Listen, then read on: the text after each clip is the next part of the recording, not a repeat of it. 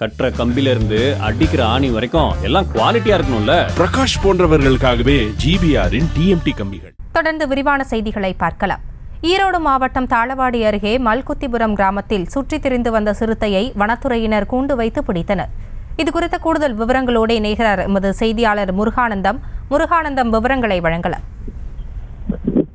வணக்கம் ஆசினி. ஈரோடு மாவட்டம் சத்தியமங்கலம் புலிகள் காப்பகத்துக்குட்பட்ட தாளவாடி வனச்சரகத்தில் புலி, சிறுத்தை, யானை, கரடி உள்ளிட்ட வனவிலங்குகள் அதிகமாக வசிக்கின்றன.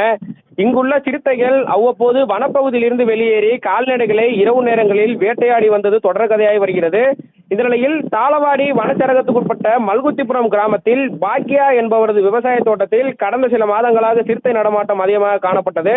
கடந்த 3 நாட்களுக்கு முன்பு அவரது தோட்டத்தில் வைக்கப்பட்டிருந்த சிசிடிவி காட்சியில் சிறுத்தை நடமாட்டம் பதிவாகியிருந்த நிலையில் அங்கு கூண்டு வைத்து பிடிக்க வேண்டும் என விவசாயிகள் கோரிக்கை வைத்திருந்தனர்.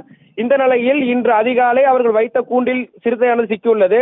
தற்போது ஜீரகலி வனச்சரகர் ராமலிங்கம் மற்றும் வனத்துறையினர் கண்காணிப்பு பணியில் ஈடுபட்டுள்ளனர்.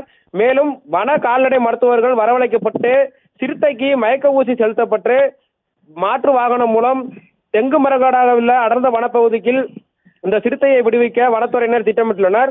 கால்நடைகளை வேட்டையாடி பொதுமக்களை அச்சுறுத்தி வந்த சிறுத்தை சிக்கியதால் தற்போது அப்பகுதி விவசாயிகள் நிம்மதி அடைந்துள்ளனர். ஹாசினி,